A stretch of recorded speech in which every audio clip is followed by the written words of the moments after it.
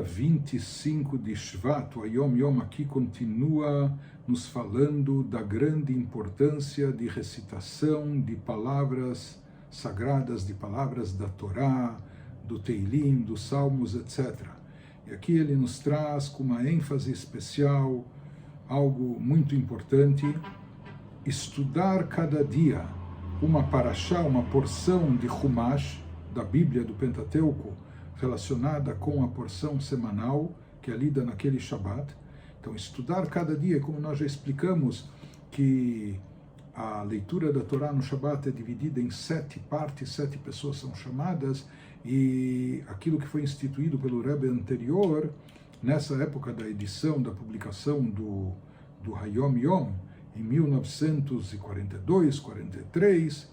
foi instituído para todos os Hassidim, por mais que isso já era uma tradição no meio hassídico, mas assim ele instituiu para todos os Hassidim que estudassem diariamente um trecho do Humash, no domingo, o primeiro trecho da Parashá, na segunda, o segundo trecho, e assim por diante, até no Shabat, o 7º trecho, e assim concluir a Parashá, e que essa leitura fosse feita não só do texto bíblico, mas com o comentário de Rashi, no domingo até Sheini, segundo até Shlishi, etc.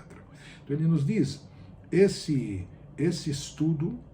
do Humash com Rashi, do texto bíblico, comentário de Rashi, a recitação do Tehillim todos os dias, como também foi instituído pelo Rebbe anterior, para ser recitado um número de salmos cada dia depois da reza matinal. Dessa forma se termina o Tehillim em um mês. E além disso, uma outra instituição do Rebbe anterior, que também já falamos sobre ela, a recitação de todo o Tehillim no Shabbat Mevarchim. Recitar o Tehillim inteiro na manhã do Shabbat que antecede o Rosh Chodesh, no qual se anuncia a chegada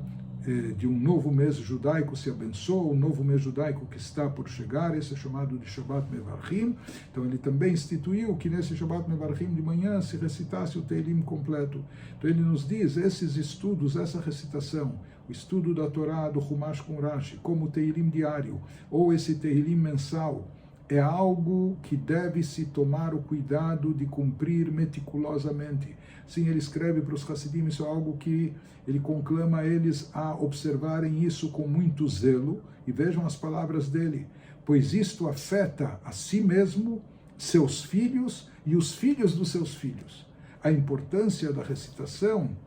dessas palavras sagradas da Torá, seja através do estudo da Torá, da porção semanal com Rashi, de cada um dos trechos diários, como também da recitação diária do Tehillim, ou a recitação mensal do Tehillim no Shabbat que antecede Rosh Chodesh. Isso é algo tão fundamental que tem impacto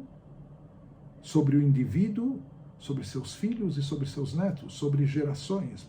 para entender a importância da recitação dessas palavras sagradas. E isso está ligado com, como nós falamos, aquilo que foi instituído pelo Rebbe anterior e que está no Hayom Yom original. Cada dia está na cabeceira, no cabeçalho dele, está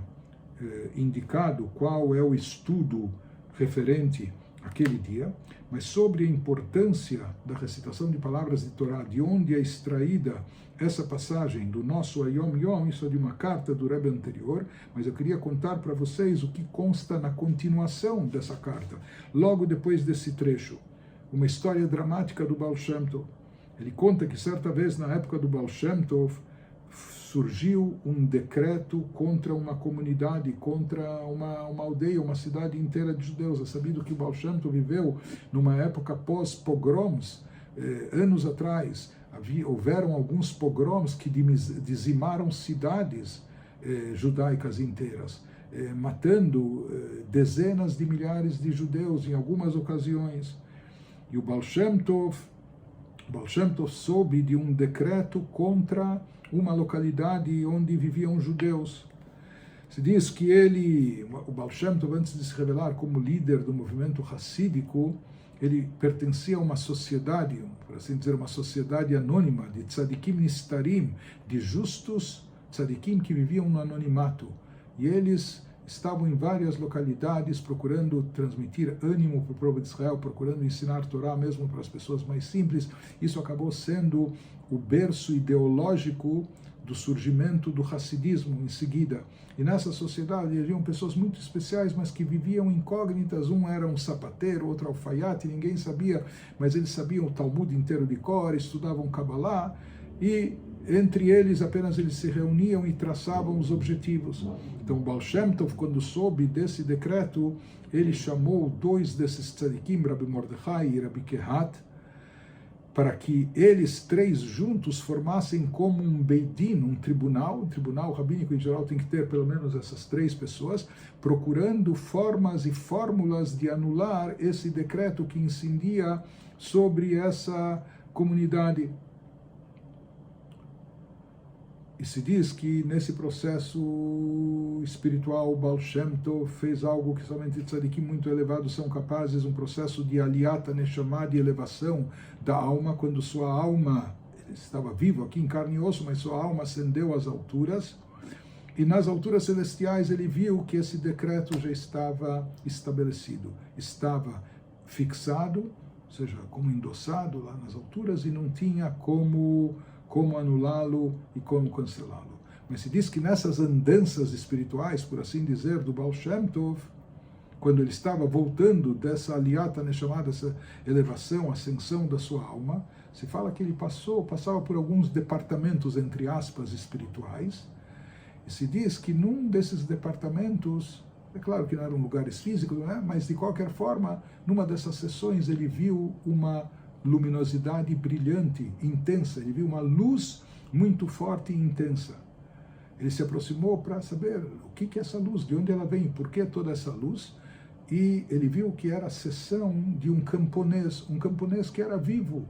contemporâneo dele, vivo aqui no plano terrestre, mas por assim dizer, ele tinha a sua sessão reservada lá em cima, e ela estava cheia de luz, repleta de luz, toda iluminada. Por quê? Porque esse camponês era um Yehudi simples, não fazia parte dessa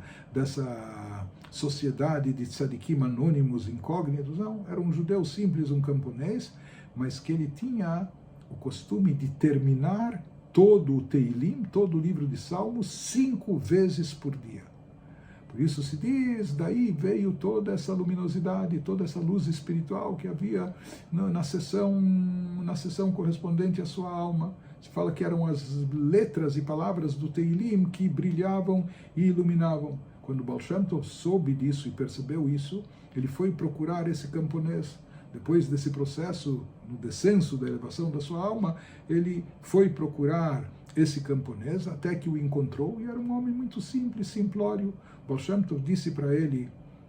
veja, se você soubesse que abrindo mão do teu Olam Rabá, do teu mundo vindouro que ele merece, ou conquistaria, que o Baal Shem Tov sabia que era grandioso, sabendo que abrindo mão do teu mundo vindouro você poderia salvar uma cidade inteira, uma comunidade judaica inteira de ser dizimada, você faria isso? O homem era simplório: quem sou eu e que Olam Abá eu já tenho, que mundo vindouro eu posso ter? Mas se é que eu tenho e se é que eu mereço, coitado, um homem simples, tão humilde e modesto, falou: se é que eu mereço algum Olam Abá, algum mundo vindouro, então não tem dúvida que eu abro mão de tudo para salvar essa comunidade. E de fato, em seguida, se diz que esse decreto acabou sendo anulado, por mais que o Baal Shem Tov viu nas alturas celestiais que não tinha como anular o decreto, mas efetivamente depois que esse camponês fez essa afirmação, o decreto foi anulado. O que nós vemos daqui é a importância fundamental em todos os aspectos, seja para si próprio, para sua família, até para a comunidade, da recitação de palavras sagradas da Torá, seja do Humash, seja do Teilim, e por isso a grande importância de nós cuidarmos e observarmos essa instituição no nosso dia a dia, não deixando passar nenhum dia sem o estudo da Torá, sem a recitação de Salmos.